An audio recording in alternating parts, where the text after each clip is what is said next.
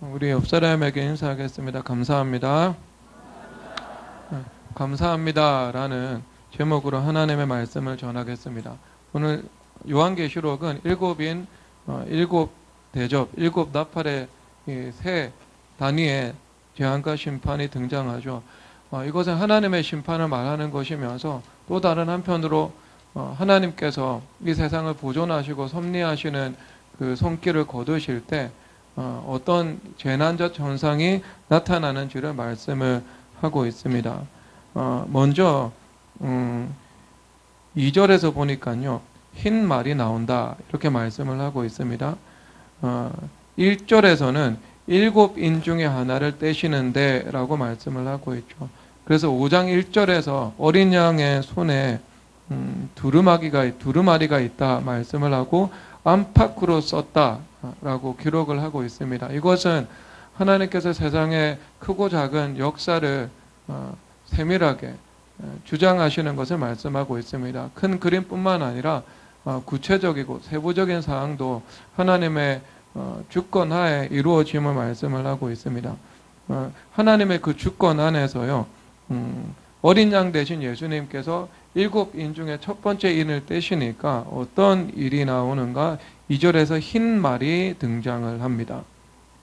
자, 흰 말은 선한 것을 의미할까요? 아니면 악한 것을 의미할까요? 일반적으로 흰 말은 예수 그리스도께서 재림하실 때 타는 말로 이해를 하고 있죠. 긍정적인 이미지를 가지고 있습니다. 그런데 여기서 나오는 흰 말은요, 사탄을 상징하고 있습니다. 왜냐하면 이 전체, 이 일곱 인을 떼실 때 나타나는 말이 하나같이 재앙을 가지고 오고 있거든요.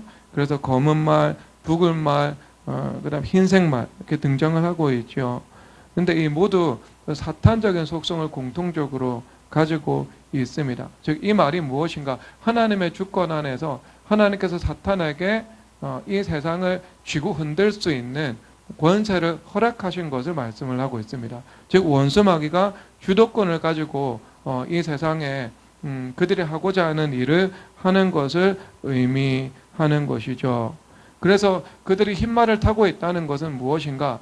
적 그리스도적인 존재는 언제나 광명한 천사의 모습으로 나타난다. 이것을 말하고 있죠. 뭐 사랑이나 정의나 평등과 같은 아름답고 또 탐스러운 매력적인 선악과의 모습으로 등장하고 있습니다. 그래서 우리는 표면적으로 살피는 것이 아니고 또 배후의 법리와 뿌리를 잘 분별하지 않으면 안 됨을 말씀하고 있습니다.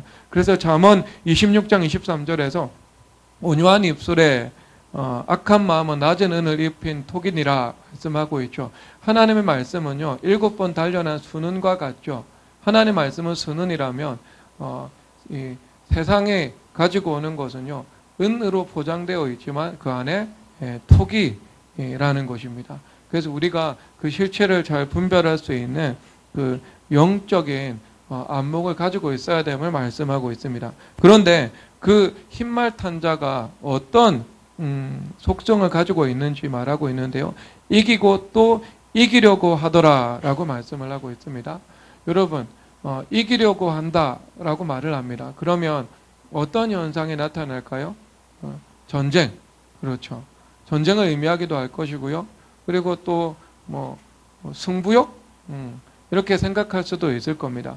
그런데 그럴 수도 있겠지만 이것은 저는 이렇게 해석을 합니다. 이 세상이 만인에 대한 투쟁의 상태로 전락해 나간다, 이렇게 저는 해석을 하고 있거든요.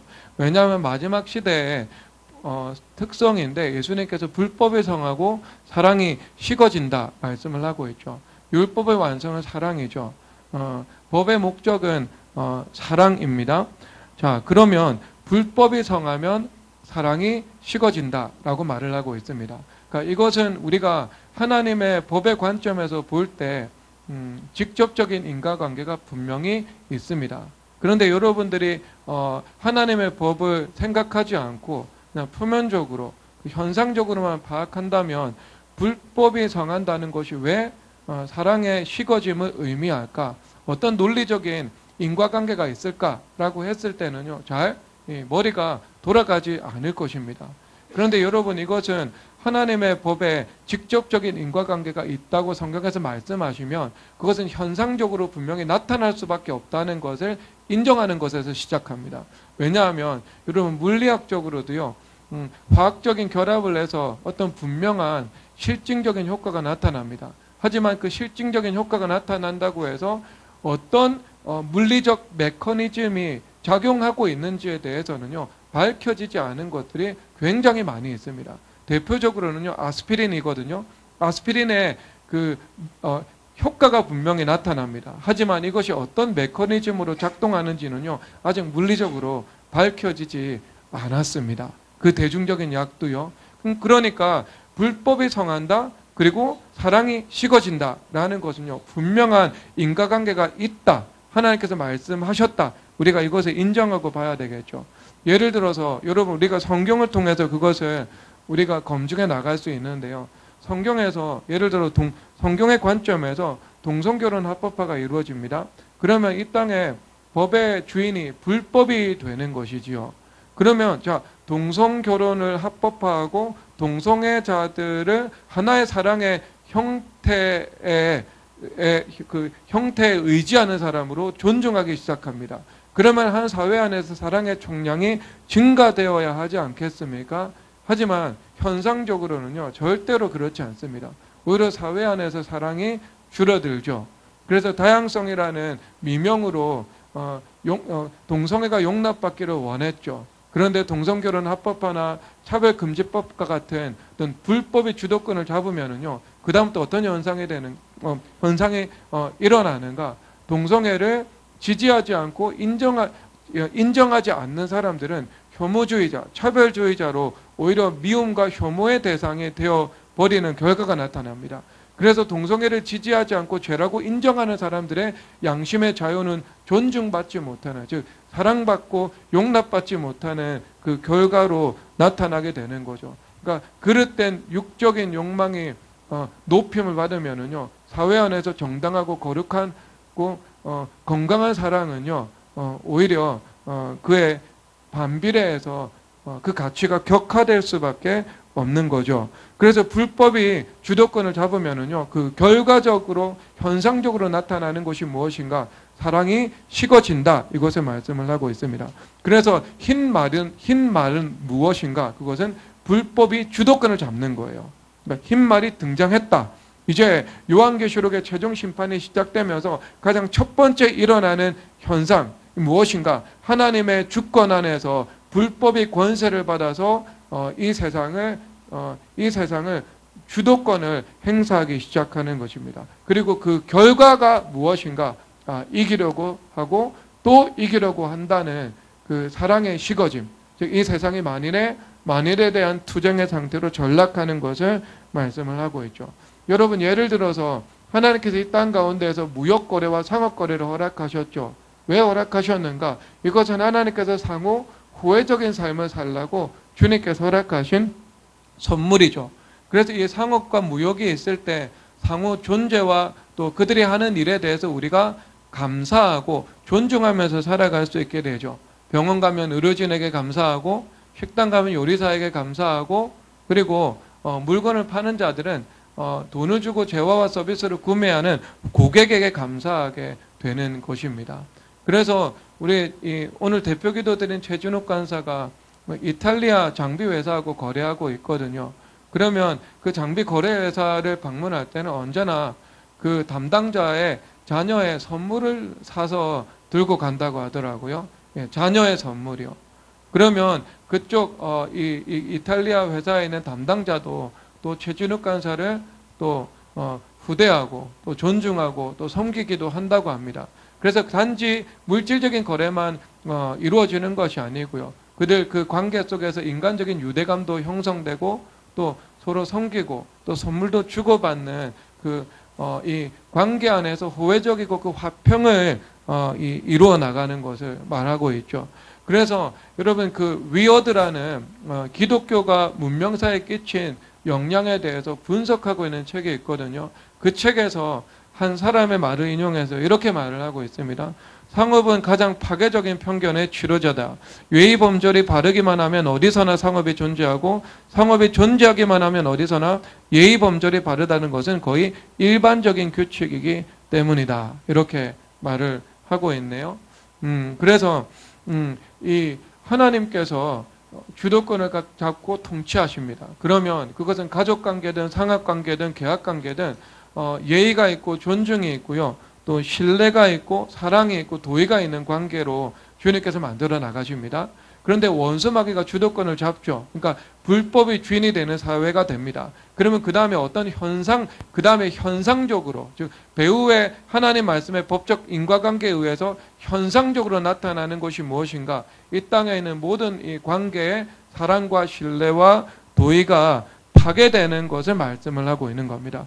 그래서 모든 사람을 적으로 여기고요. 그리고 사람들이 사람을 믿지 않는 세상에 오게 되는 겁니다. 그러니까 법도 믿지 않고 법을 만드는 사람도 법을 집행하는 사람도 또 법을 판결하는 사람도 다 믿지 않는 이 불신의 사회가 이루어지게 되는 것이죠. 그래서 복음적인 분위기가 아니라 비복음적인 분위기가 세상을 사로잡게 되는 것을 말씀을 하고 있는 것입니다. 이것이 불법의 주도권을 잡을 때 나타나는 이 사회 문화와 영적 분위기와 대기가 되는 것을 우리가 인식을 해야 되죠. 그래서 이 원수마귀들은요, 언제나 행하는 방식이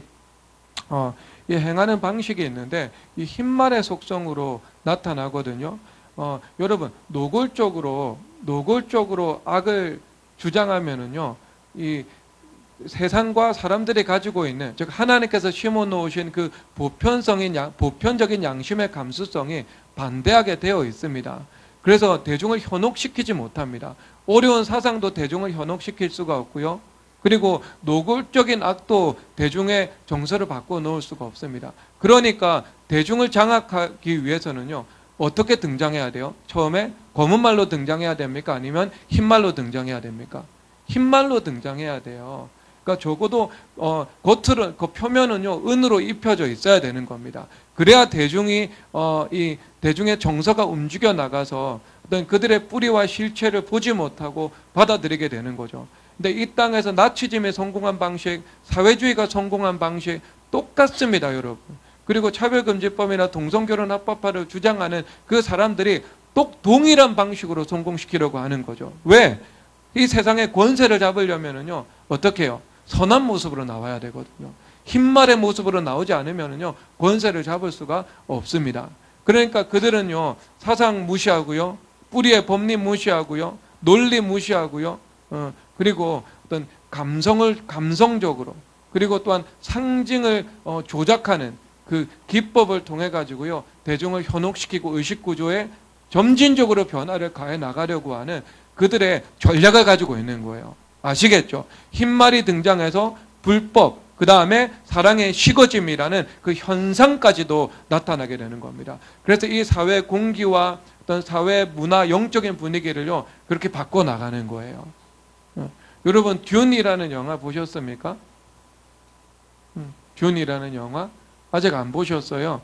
그러니까 우리 선우가 듄이라는 영화가 재밌다는 소식을 듣고 와가지고요, 강력하게 주장을 해서 제가 데리고 가서 듄이라는 영화를 보고 왔네요. 이게 여러분 아무 생각 없이 보면 재밌는 영화처럼 보이죠. 그런데 알고 보면은요, 정말 보는 내내 열받습니다. 반지의 제왕은 기독교적인 상징으로 가득 차 있고 또 창조적인 영화죠. 근데 듄은요, 그 반지의 제왕을 볼 때 우리가 경험할 수 있는 창조성이 없습니다. 왜냐하면 그것은 이 복음과 신성의 패러디와 냉소로 가득 차 있거든요. 그 남부의 사람들이 등장하고 있거든요. 근데 그들이 미신을 의지하고 또 맹목적 신앙을 가지고 있고 또 어떤 이성이 아니라 그들이 이성이 없고 또 이 조작당하기 쉬운 우매한 군중으로 그려지고 있거든요. 그런데 그것을 통해서 아주 세련된 방식으로요, 미국의 남부 복음주의자들을 간접적으로 공격하고 있거든요. 그러니까 그 영화 작가는요, 창조성이 없는 사람입니다. 그냥 풍자를 잘하는 사람이에요. 그것도 노골적인 방식이 아니라 세련된 방식으로요. 그래서 유비구조를 만들어 놨거든요. 실제 현상, 실제 세상과 그리고 영화 서사 구조의 유비구조를 만들어 놓았습니다. 그래서 영화 서사 구조에서 어떤 우매한 민중들을 통해 가지고요, 이 기독교의 복음과 신성과 그리고 이 복음주의자들을요, 비하하고 있는 거죠. 그런데 그것이 노골적인 방식의 비하라기보다는요, 아주 냉소하는 방식으로 세련되게 비하를 하고 있습니다. 그러니까 그 뿌리의 법리나 그리고 그 상징들이 의미하는 바를 알고 보면은요, 이 영화가 이 치유의 시간이 아니고요, 반지의 제왕처럼 안식의 시간이 아니고 아주 고통과 머리만 핑핑 돌아가는 시간이 되는 거예요. 여러분, 그래서 영화는 미션 임파서블을 봐야 됩니다. 선악구도, 철저한 악의 응징, 이런 것들을 봐야 되지. 못 보겠어요. 이런 거 못 보겠어요. 그러니까 이게 대중의 의식 구조를요, 조금씩 변형을 가해 나가는 거예요. 가해 나가는 거. 그러니까 여러분, 그것을 보고 나면 이 복음주의자들 그리고 신성이 아주 이 컬트적인 이 색채로 보여지게 되는 거죠. 보여지게 되는 거. 그러니까 조금씩 바꿔 나가는 거예요. 조금씩. 그러니까 여러분, 이 원수 마귀들은 언제나 감성적인 방식으로 그리고 상징을 조작하는 방식으로 어떤 대중들의 정서를 움직여서 생각을 바꾸는 이 일을 하려고 하는 거죠. 그러니까 어떻게 등장한다고요? 처음에 적그리스도는 검은 말 타고 등장해요? 흰 말 타고 등장해요? 흰 말 타고 등장하는 거예요. 그런데 그 방식이 이성적이고 어떤 뿌리의 사상을 논리적으로 말하는 방식이 아니고요, 과학적 사고방식이 아니고요, 성경의 사고방식은 과학적 사고방식입니다. 지극히도 정말 그것을 부인하지 않아요.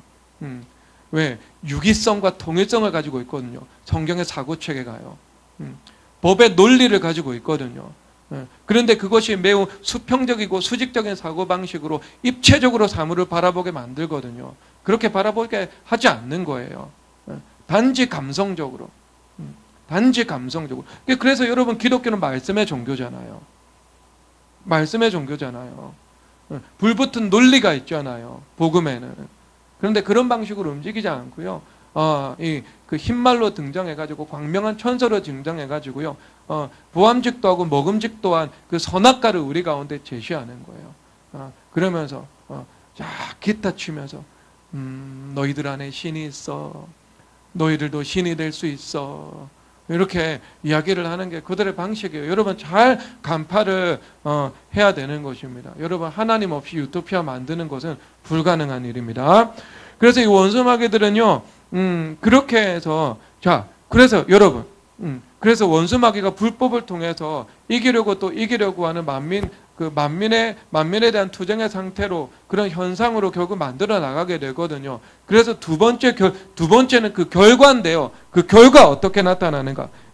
읽겠습니다. 2절, 3절, 4절 읽겠습니다. 시작. 둘째 인을 떼실 때 내가 들으니 둘째 생물이 말하되 오라 하니 이에 다른 붉은 말이 나오더라. 그 탄자가 허락을 받아 땅에서 화평을 죄어버리며 도로 죽이게 하고 큰 칼을 받았더라. 아멘. 그래서 여러분, 그 결과가 뭡니까? 붉은 말이 등장하는 거예요. 흰 말 다음에 붉은 말입니다. 그러니까 서서히 원수 마귀들이 숨겨두었던 그들의 국화 안에 감추어진 칼을 드러내고 있는 거죠. 그래서 가장 그 칼끝이 이제 드러났는데요, 붉은 말이 나옵니다.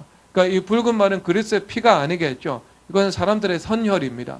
그래서 화평을 취하고 서로 죽이게 한다, 이렇게 말씀을 하고 있죠. 그래서 세상에서 화평이 사라지고 미움과 복수가 난무하게 되는 것을 말씀하고 있습니다. 그래서 여러분, 소돔과 고모라에서 이 노소를 막론하고 동성애에 사로잡혀 있는 모습을 볼 수 있죠. 그런데 그들이 무슨 일을 행하죠? 두 나그네를 향해서 성적인 폭행을 하려고 하는 거죠. 그래서 단순히 이 동성애가 사랑이 되는 불법만 있었던 것이 아니고요, 뭐예요? 폭력성까지도 함께 등장하는 것을 말씀하고 있습니다. 그러니까 이것이 불법에 상하면 사랑이 식어진다라는 그 법리가 성경에 분명히 현상적으로 나타난 것, 이게 소돔과 고모라 사건입니다. 자, 그러면 여러분, 이 계시록의 심판은요, 단지 종말의 심판만을 의미하고 있지 않죠. 왜냐하면 왜냐하면 1차적인 독자는 초대교회 성도들이잖아요. 그러니까 지금 2000년이 지났는데 아직 이 계시록의 인, 대접, 나팔의 심판이 본격적으로 이 세상에 나타나지 않았는데요. 그런데 그 초대교회 성도들에게도 이 말씀이 의미가 있었다면 여러분 이것은 모든 시대를 살아가는 모든 성도들에게 교훈을 주지 않겠습니까?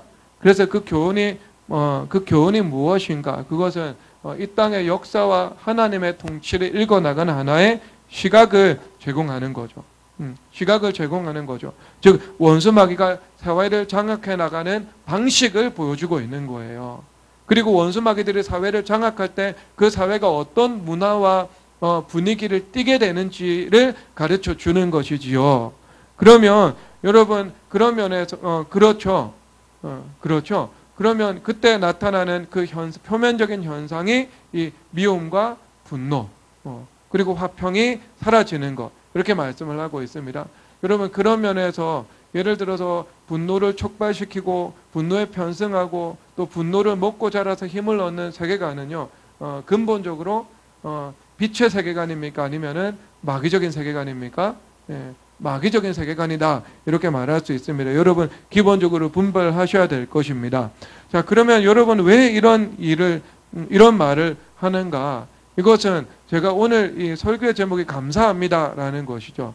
그러니까 이 설교의 그 핵심 이 틀은 무엇인가? 사회에 어떤 영적 분위기와 문화가 구축되어야 하는가 하는 문제입니다.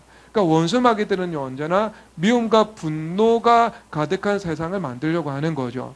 그러면 예수님은요 그 반대편이겠죠. 그 역주행이겠죠. 그래서 이 세상 가운데에서 사랑과 감사가 넘치는 그런 사회 영적 분위기와 문화와 공기를 만들려고 한다는 사실입니다. 마귀는 마귀 친화적인 곳에서 일하시죠. 예수님은요. 예수님과 복음과 친화적인 곳에서 임하셔서 예수님께서 복을 주시죠. 전체가 하나님의 통치 안에 있지만요. 그래서 여러분 원수 마귀는요. 가장 싫어하는 것이 무엇인가? 감사합니다. 감사 대신 원망과 불평이 있는 곳에 그리고 사람과의 관계에서 원망과 미움이 있는 곳에 원수 마귀들이 일을 합니다. 왜냐하면 그런 곳에서 강한 레버리지를 형성할 수 있기 때문이죠. 레버리지가 뭐냐 하면은요, 그 지렛대 원리입니다. 아시겠죠? 지렛대는 작은 힘으로 큰 바위를 움직일 수 있는 게 그 지렛대 힘이거든요. 그러니까 작은 힘으로 큰 영향력을 행사할 수 있다. 이것을 지렛대 원리, 레버리지라고 말을 하고 있습니다. 그리고 이것을 경제학적으로는요, 승수효과 이렇게 설명을 할 수 있거든요. 이 승수효과가 뭐냐 하면은 제가 좀 쉽게 설명을 할게요. 여러분들이 은행에 100만 원을 예금합니다. 그러면 일단 100만 원이라는 그 화폐량과 가치가 산출되죠. 그러면 그 은행에서요 10만 원을 남기고요 일반적으로 90만 원은 대출을 해줍니다. 그러면 그 90만 원의 그 화폐량과 가치가 추가로 산출됐죠. 그러면 90만 원을 대출받은 사람이요 이 집을 삽니다. 그러면 자 그 집에 그 계약금을 받고 또 아니면 뭐 이 계약금을 받은 사람이 그 90만 원을 또 은행에 예치하게 되겠죠. 그러면 그 90만 원 중에서 제2의 은행은요, 9만 원을 남기고요, 81만 원을 또 다른 사람에게 대출을 해주게 됩니다. 그러면 추가로 81만 원의 화폐량과 가치가 산출되었겠죠. 그래서 일반적으로 경제학에서는요, 100만 원을 예금을 하면 이것이 승수효과를 일으켜서 1000만 원의 그 화폐량과 이 화폐 가치를 산출한다 이렇게 말을 하고 있는 거죠. 그러니까 100만 원을 예금했을 때 100만 원의 효과가 있는 것이 아니고요. 1000만 원까지 연쇄적인 이 화폐량이 사실상 증가하게 되는 효과를 일으키게 된다. 그러니까 순환과 번성의 원리를 말을 해주고 있는 것입니다. 자, 그러면 여러분 이것이 똑같아요. 우리가 사는 이 세상 사람들이 관계 가운데 살아가는 것도 똑같은 원리가 적용됩니다. 여러분 사람들이 사랑을 받으면 어떻게 돼요? 사람이라면 사랑을 하고 싶어 하게 되죠. 그렇죠. 사람이 아니면 사랑받고 혼자 끝내버리지만 사람이라면 누구나 사랑받으면 사랑하고 싶어지죠. 여러분 성동혁 집사님이 저한테 장문에 감사의 문자를 보내었습니다. 근데 그 감사 안에요, 우리 온 성도들에 대한 감사도 다 있었습니다. 기도에 금식하며 기도해 준 성도님들에 대한 감사도 있었고요. 그리고 담당 간사님인 은혜 간사님에 대한 감사도 있었습니다. 그리고 뭐 조세훈 집사님이나 아니면 뭐 다견 성도님이나 남주 성도님이나 같은 팀에 있었던 집사님들이 반찬을 정말 많이 해주셨던 것 같아요. 그래서 거기서 또 특히 반찬해 주신 집사님들에 대한 감사까지도 표현을 하고 있더라고요. 제가 대신 감사를 전합니다. 감사를 아마 직접 집사님께서 그것을 여러분들에게 감사를 전하시지는 않으실 것 같아요. 그런데 여러분 거기서 어떻게 정리를 하고 계시냐면요, 저와 제 딸 송진영 간사가 받은 사랑을 베풀며 살아가겠습니다, 이렇게 이야기를 하고 있는 거예요. 그러니까 딸까지 끌어오셔서 같이 하겠다고 말씀을 하시는 거예요. 여러분 이게 사람이잖아요. 사랑을 받으면 사랑을 베풀고 싶어지죠. 용서를 받으면 나도 용서하고 싶어지잖아요. 그러면 그 반대편도 마찬가지지 않겠어요? 미움을 받으면은요, 십자가와 연합된 사람이라면 그 미움을 사랑으로 돌려주겠죠. 그런데 일반적으로 살아가는 사람들은, 세상 사람들은요, 미움을 낳게 되어 있습니다. 그래서 여러분 보편적으로 볼 때 아버지와나 어머니와의 관계에서 상처를 입은 사람들이 있죠. 그러면 이 사람들이 어떻게 돼요? 이 사람들이 세상에서 권위를 만날 때 그 권위에 대한 막연하고, 그리고 어떤 그 기저에 존재하는 무의식적인 미움과 반감을 가지는 경우가 적지 않는 거예요. 모두가 그렇지는 않지만 우리 복음과 십자가의 사람은 그렇지 않습니다. 그래서 미움을 받잖아요. 그러면 미워하는 사람을 미워하게 되죠. 그리고 그 미워하게 된 마음을 가지고요, 또 다른 누군가를 미워하게 되는 것입니다. 그래서 여러분, 사랑이라는 것도 승수효과가 있어요, 없어요? 있죠. 사랑을 100을 받았는데요, 사회적으로 파급되는 것은 1000이 되는 거예요. 미움도 마찬가지겠죠. 승수효과가 있겠죠. 미움을 받았는데요, 이 미움을 다시 흘려보낼 때 이것이 순환과 번성의 효과를 일으켜서 이 미움이 1000이 되고 오히려 그 이상이 되는 일들로 나타나게 되는 것입니다. 그래서 여러분, 원수마귀는요, 미움과 분노로 사회를 장악하려고 하는 거예요. 자, 이해가 되시죠? 그러니까 첫 번째 말, 흰 말로 등장했죠. 불법이 주도권을 잡았죠. 그래서 사랑이 식어졌죠. 그래서 만인에 대한 투쟁의 상태로 사회가 전락해 버렸죠. 그래서 화평이 사라지고 미움과 분노가 지배하는 그 사회가 되어 버렸던 겁니다. 즉 원수마귀가 주도권을 잡으니까요, 어떻게 해요? 미움과 분노가 사회의 분위기가 되는 거예요. 그리고 미움과 분노를 통해서 원수마귀가 강하게 그립을 잡고 승수효과를 일으키는 그 사회가 되는 것들, 이것을 보여주고 있습니다. 이해가 되시죠? 그러니까 그러면 여러분, 우리는 이제 왜 감사합니다라고 해야 되는지 아시겠죠? 원수마귀는 사랑합니다와 감사합니다를 싫어합니다. 감사합니다. 그래서 우리는요, 사랑과 감사라는 방향을 일단 정해놔야 됩니다. 그리고 나서 우리가 그 방향으로 기도를 해야 되고요, 같은 방향으로 진력해 나가야 합니다. 그럴 때 원수마귀의 가용 범위가 점점 줄어들게 되고, 또한 예수님께서 우리 안에서 우리를 위해서 일하시는 이 법리가 나타나게 되는 것이죠. 자, 그래서 여러분, 우리가 왜 감사를 해야 되는가 한번 살펴보겠는데요. 5절에서 6절 다 함께 읽도록 하겠습니다. 5절에서 6절 읽겠습니다. 시작. 셋째 인을 떼실 때 내가 들으니 셋째 생물이 말하되 오라 하기로, 내가 보니 검은 말이 나오는데 그 탄자가 손에 조울을 가졌다다. 내가 네 생물 사이로부터 나는 듯한 음성을 들으니 이르되, 한 데나리온의 밀 한 대요 한 데나리온의 보리 속대로다. 또 감람류와 포도주는 해치지 말라 하더라. 아멘. 자, 여기서 감람류와 포도주는 해치지 말라, 그리고 한 데나리온의 밀 한 대 보리 속대. 한 데나리온은요 10만 원 이렇게 생각하면 됩니다. 당시 노동자의 하루 품삯이었습니다. 품삯.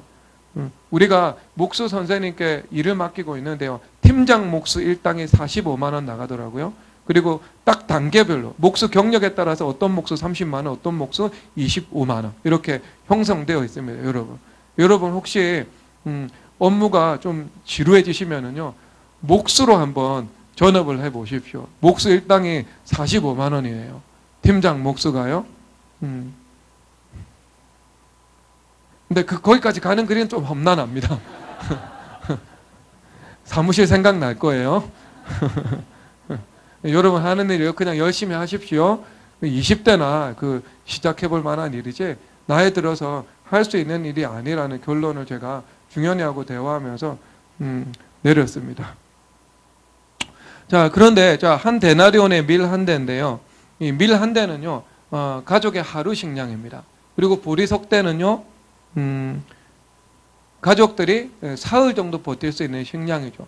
그러니까 이 경제적인 기근이 나타나도 뭐 그렇게 큰 수준은 아니구나라고 생각할 수 있는데요. 그렇지 않습니다. 왜냐하면은 이것은 평소보다 대략 8배에서 16배가 이르는 이 가격이거든요.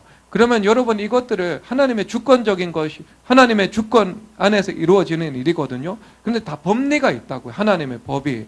여러분 왜 붉은 말 다음에 검은 말이 등장을 하게 되겠는가? 그럴 수밖에 없지 않겠어요? 여러분 상호 관계 가운데 여러분 이 모든 이 계약 관계는요 무엇을 기반으로 돌아가는 거죠? 신뢰를 기반으로 돌아가는 거잖아요. 법적 안정장치가 있지만 그래서 내가 1,000만 원의 올리브유를 살 수 있는 돈을 지급하면 그 사람의 1,000만 원의 올리브유를 우리에게 주죠. 그리고 우리가 은행에서 돈을 빌릴 때 은행은 우리가 이자를 낼 것이라는 믿음으로 빌려주는 것이지요. 빌려주는 것이죠. 그래서 모든 이 땅에서 금융관계, 그래서 금융은요, 무엇을 기반으로 이루어지는 거죠? 금융업은요, 무엇을 기반으로 이루어지는 거예요, 이민호 집사님? 금융업의 기초는 무엇입니까? 예? 신용이죠, 신용. 신용이 금융의 기반입니다. 그렇죠? 그렇죠. 이거 사실입니다, 여러분. 맹쾌 경작 읽어보세요. 예, 금융업의 기반이 신용이라고. 그렇죠. 그럼 사람 사이에 신용이 무너지면 금융 시스템 무너지고 그리고 경제 순환 시스템이 깨트려지겠죠. 서로 적대적인 관계가 이렇게 횡행하는데요. 거기서 어떻게 무역 관계가 이루어질 수 있겠습니까? 그러니까 여러분 경제적인 기근과 쇠퇴는요. 자연스러운 일입니까? 아니면 기적적인 일입니까? 이런 관점에서 볼 때 하나님의 섭리 안에서 통치하신다는 면에서 기적이죠. 그런데 하나님의 법적인 관점에서 들여다보면은요, 하나님의 말씀의 논리에 입각해서 그 원인과 결과가 말씀으로 분명한 성경적인 일인 거예요. 그러니까 붉은 말이 오잖아요. 그러면 무슨 말이 오겠어요? 흰 말 다음에는 붉은 말이 올 수밖에 없고, 붉은 말 다음에는요, 검은 말이 올 수밖에 없는 거예요. 순환이 끊어졌으니까. 관계가 다 적대적인 관계로 바뀌었으니까. 그렇죠, 여러분. 그러니까 당장 여러분 러시아하고 우크라이나하고 전쟁하잖아요. 붉은 말이 나타났죠. 그러니까 곡물 가격이 급등합니까? 급등하지 않습니까? 급등하잖아요. 물가 인상의 주요 원인이 되잖아요. 그러니까 초인플레이션이 나타나는 거 아니겠어요? 그러니까 그 다음에는 검은 말 등장하는 겁니다. 검은 말이. 그렇죠. 그러니까 여러분 성경의 관점에서 세상을 보면은요, 이게 성경의 법대로 이 세상 만물이 정말 움직여 나가는구나 여러분들이 알 수 있게 되는 것입니다. 자, 그러면 여러분 이런 경제적인 초인플레이션의 상황 가운데에서요, 주님께서 뭐라고 말씀을 하세요? 자, 포도주와 감람류는 해치지 말라라고 말씀을 하고 있습니다. 여러분 하나님께서 정교하게 타격받는 부분과 해를 입지 않은 부분을 조정하고 있죠. 그러니까 하나님께서 이 최종 심판의 대혼란 가운데에서도요, 아주 외과 수술하시는 것처럼 그 범위와 한계를 정밀하게 조정하고 있는 모습을 볼 수 있는 것입니다. 이것이 무엇입니까? 하나님의 주권인 거예요. 하나님의 주권. 그렇죠. 저희 장인어른이 지난주 수요일 날에 뇌출혈이 오셨거든요. 그래서 제가 이렇게 응급실 한 3, 4시까지 이제 있다가 두세 시까지 있다가 교회로 돌아왔어요. 근데 그 범위가 언어 중추를 덮었거든요. 근데 여기서 만약에 더 나가서 수술을 했으면요, 굉장히 위험해졌습니다. 천국 가시거나 아니면 어떤 이 손과 발을 쓰지 못하는 상태가 되었을 거예요. 그런데 하나님께서 그 범위를 조정해 주신 거죠. 그래서 포도주와 감람류는 해치지 말라. 아시겠죠? 그래서 여러분, 우리가 우리 삶에 시험이 있을 수 있고 환난이 있을 수 있고 좋은 일도 좋아 보이지 않는 일도 다 있을 수 있는데 그것이 다 하나님의 주권 안에 있다는 것입니다. 자, 그러면 우리가 감사한다는 것은 무엇인가? 절대 권위이신 하나님의 주권을 인정하고 찬양한다는 것이죠. 그래서 합력하여 선을 이루실 하나님께서 선으로 바꾸실 일만 우리 가운데 허락하신다. 그리고 때로는 나의 죄나 실수나 어떤 이 누군가의 부지위와 악으로 인해서 내 삶에 이 부정적인 일이 일어난다 할지라도 십자가 부활의 능력은 그것을 치유하고 바로잡으실 수 있다는 것을 인정하는 것이지요. 그래서 우리가 어떤 상황 속에서도 주님 앞에 감사할 때 주님께서 영광 받으시고 주님께서 영광 받으신 그 일을 주님께서 선으로 바꿔주시고 또 치유해 주심을 우리가 알아야 되겠습니다. 그래서 감사의 신앙 고백을 통해서 무슨 일이 일어나는가? 바로 주권의 전환 그리고 주도권의 전이가 일어나게 되어 있습니다. 그러니까 주인 바꾸기가 일어나는 거죠. 그래서 예수님께서 이미 주도권을 행사하고 계시는 곳이라면 죄와 악의 잠재성까지도요 주님께서 다 진멸하시고요. 그리고 내가 주인 되어서 율법주의자로 살아가는 곳이라면 율법주의는 깨트려지고 예수님께서 주인 되시고요. 그리고 죄와 원수 마귀가 주도권을 행사하는 곳이라면 원수 마귀의 그 악들은 진멸되고 하나님의 영광으로 지배되는 곳으로 총체적으로 바꿔나가는 일을 주님께서 행해 나가시는 것입니다. 그래서 바로 이 주도권의 전이는요 감사로 시작되는 것이죠. 그리고 감사가 그 전체 과정을 주도하고 감사로 그 과정이 마무리되는 것을 우리는 알아야 됩니다. 그래서 다니엘서 6장 10절로 심심하니까 찾아보도록 하겠습니다.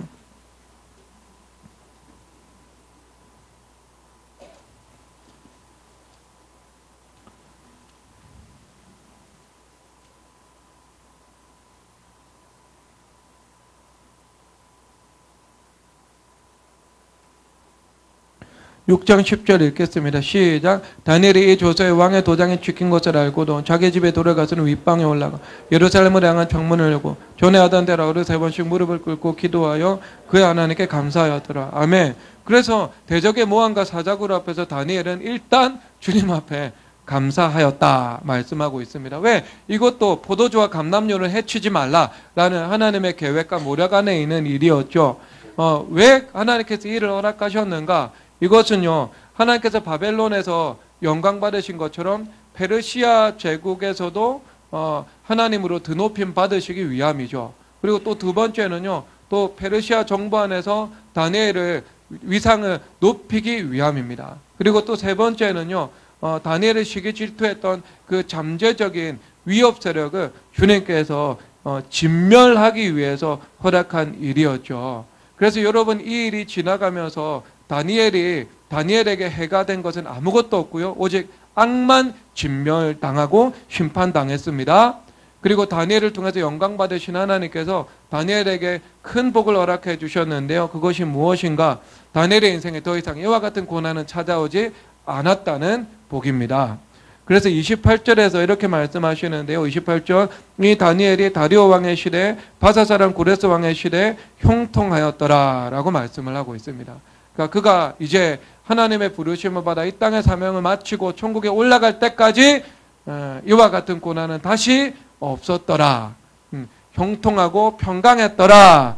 이렇게 하나님께서 말씀하고 있는 것입니다. 그래서 다니엘에게는요 해가 되는 것이 아무것도 없었습니다.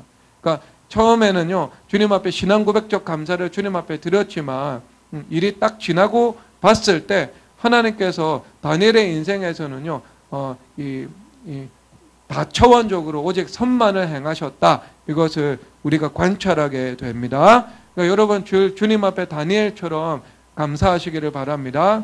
그리고 극한적인 상황에서도요 주님 앞에 감사하시면 여러분들의 인생을 선으로 바꾸심을 인정하시고 그 지혜로운 감사로 주님 앞에 나아가셔야 될 것입니다. 자, 그렇다면 여러분 신앙 고백적인 입술의 감사에서 진정한 영혼의 감사로, 즉 그 감사가 깊어지는 시점이요 기도응답의 시점입니다. 그렇죠? 여러분 왜 그런지 한번 살펴보겠는데요. 제가 읽어드릴게요. 마가복음 11장 24절에서 이렇게 말씀하십니다. 그러므로 내가 너에게 말하노니 무엇이든지 기도하고 구하는 것은 받은 줄로 믿으라. 그리하면 너에게 그대로 되리라. 이렇게 말씀하고 있거든요. 자, 일단 이 말씀을 뜨고요. 여러분, 욥이 모든 것을 다 잃어버리죠. 자녀도 재산도 건강도 다 잃어버리죠. 그리고 그 잃어버리고 난 다음에 주님 앞에 그 유명한 신앙 고백이 있죠. 주신 분도 하나님이시오, 취하신 분도 주님 하나님이시오니 오직 주님만이 영광을 주님만이 찬양을 받으소서, 이렇게 고백을 하고 있거든요. 그러면 이것은 이제 일단 기본 욥이 가지고 있었던 신앙의 실력에서 나온 신앙 고백적인 감사라고 볼 수 있겠죠. 그러면 이 두 가지 감사가 필요하죠. 취한 것에 대한 감사와 주신 것에 대한 감사죠. 그러면 우리가 이 주님께서 취하신 것에 대한 감사는요, 바로 잃어버린 것에 대한 감사입니다. 십자가와 연합의 감사인 거죠. 그리고 우리가 주신 것에 대한 감사는요, 다시 구하는 것을, 다시 주실 것을 믿는, 즉 부활과 연합의 감사인 것입니다. 그래서 여러분, 이런 십자가 연합의 감사와 부활과 연합의 감사가 단순히 신앙 고백적인 감사가 아니라 깊은 곳까지 들어가서 우러나오는 감사가 될 때, 깊고 진정한 감사가 될 때 그 감사는요, 이 기도응답의 감사가 되죠.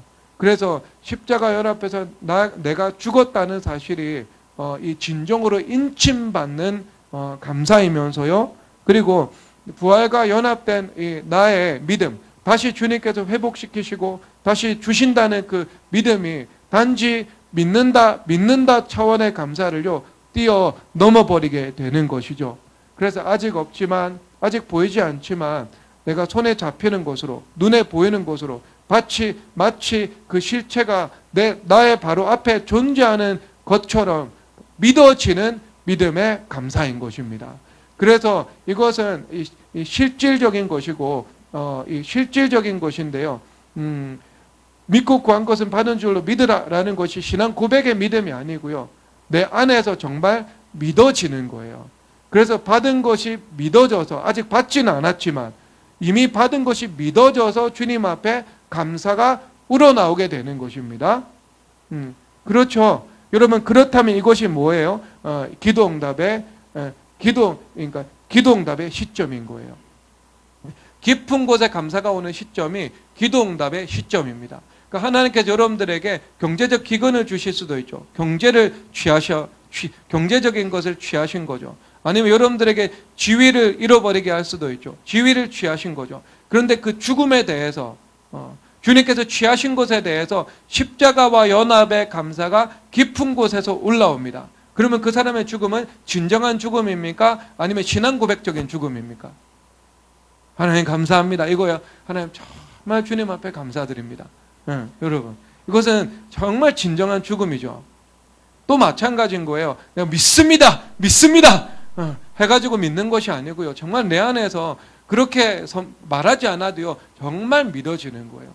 이 구한 것을 주님께서 다 내게 주신 것이 정말 믿어져서 믿게 되는 거예요. 그래서 그 믿음으로 주님 앞에 감사를 하는 것이죠. 그래서 그 시점이 바로 기도응답의 시점입니다. 그래서 주님 앞에 감사해야 되죠. 그러니까 감사라는 것은요, 주인 바꾸기의 시작이면서 전체적인 과정을 주도해 나가죠. 그리고 이 과정을 최종적으로 마무리하는 것도 감사인 것입니다. 그래서 주기도문 할 때요, 주님께서 주님의 이름이 거룩히 여김을 받으시오며 감사가 나오죠. 그리고 대개 나라와 권세와 영광의 아버지께 있나이다. 주님 앞에 영광 올려드리는 감사가 나오는 거예요. 시작도 마침도 감사인 것입니다. 자, 그래서 예수님의 감사는요, 언제나 성령 하나님의 일하심과 결부되어서 나타나는 것을 볼 수 있습니다. 그래서 마가복음 6장 41절에서 보면 예수님께서 오병이어 앞에서 감사하잖아요.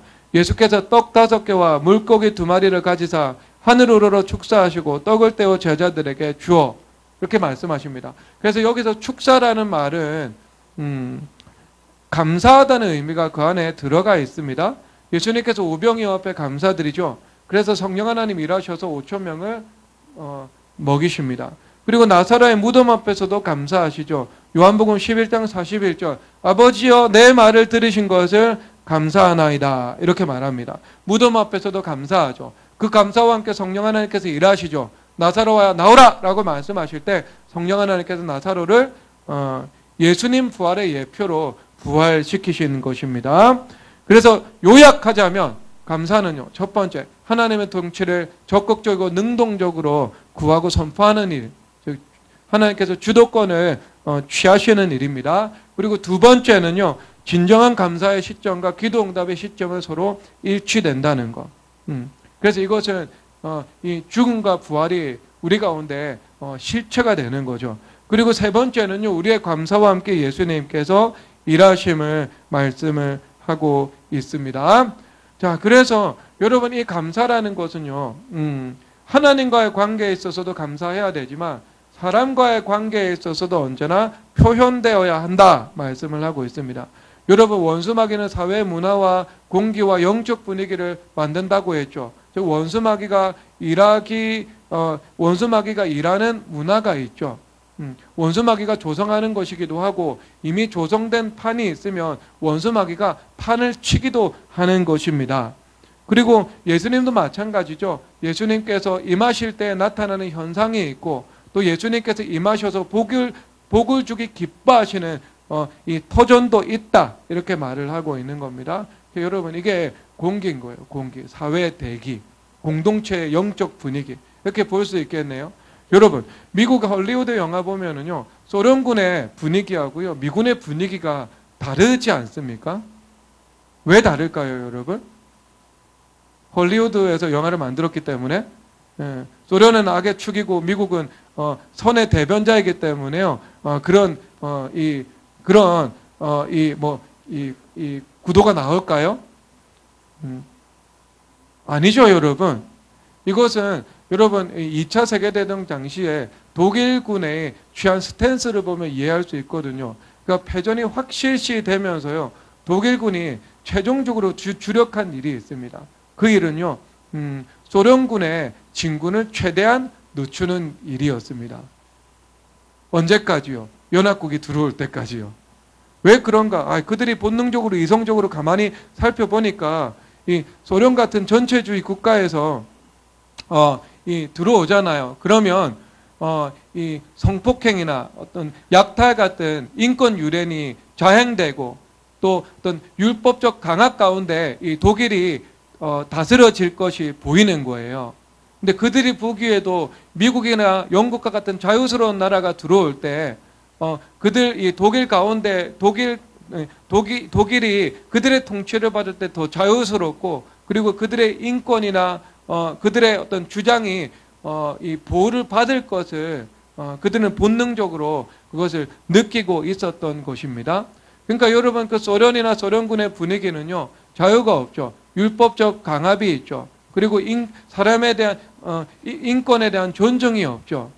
하지만 영국과 미국과 같은 어떤 복음적 분위기에 의해서 수립되고 또 주도된 국가는요 그 안에 복음이 주는 자유로운 분위기가 있죠. 그리고 율법의 공의도 서 있고 그리고 그 율법의 완성의 사랑도 있고요. 그리고 인간에 대한 존중과 그리고 그 감사도 그 안에 있는 것들을 볼 수 있는 것입니다. 그래서 우리도요 예수님 믿는 사람으로서 이 땅의 사회 영적 분위기와 문화를 주도하고 만들어 나가는 그 책임을 주님 앞에 받았죠. 그래서 원수마귀가 힘을 쓰지 못하는 공동체를 만들어 나갈 수 있도록, 그래서 우리가 속한 곳이 가정이든 그리고 교회든 국가든 어떤 공동체든 그것이 어떤 하나님께서 보시기에 좋았더라라고 말씀을 하시면서 하나님께서 임재하시고 복 주시는 그런 공동체로 만들어 나갈 그런 책임이 우리 가운데 있는 것입니다. 그렇다면 우리가 어떻게 해야 되겠습니까? 우리가 어떤 그 복음적인 정신에 입각해서 늘 사랑하고 또 사랑을 표현하는 삶을 살아가야 되겠지요. 그리고 감사하면서 그 감사를 크고 작은 일에 대해서 표현하는 삶을 살아가야 할 것입니다. 그래서 사랑이라는 것은요 관념적인 것이 아닙니다. 관념적 사랑은요 언제나 학살을 놓았습니다.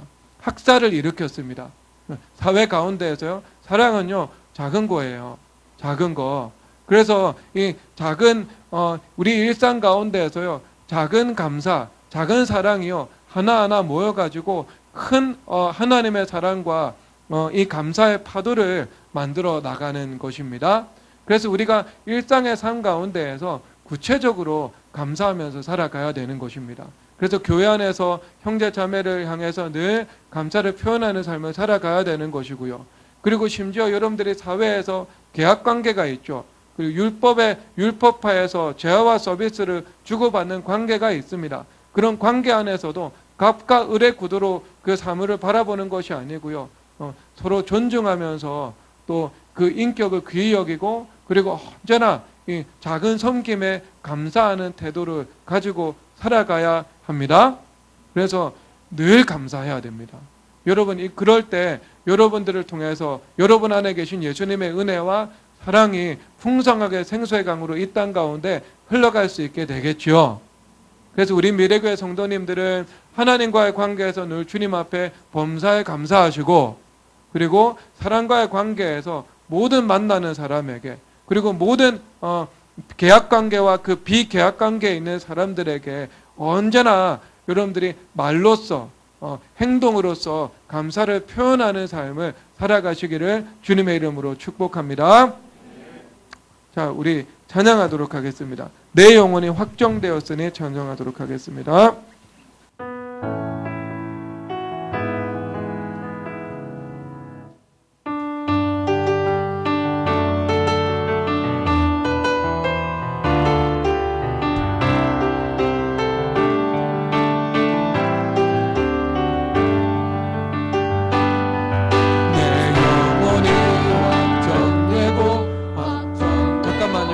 처음부터 해야 되죠. 가사가 없어요. 자, 모든 상황 속에서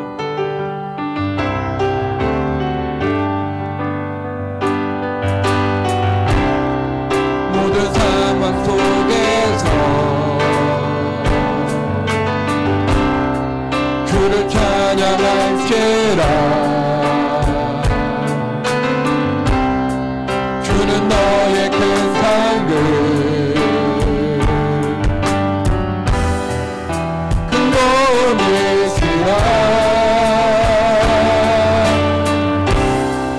주의 영을 구할 때 주의 영을 구사 그 진 사랑 안에서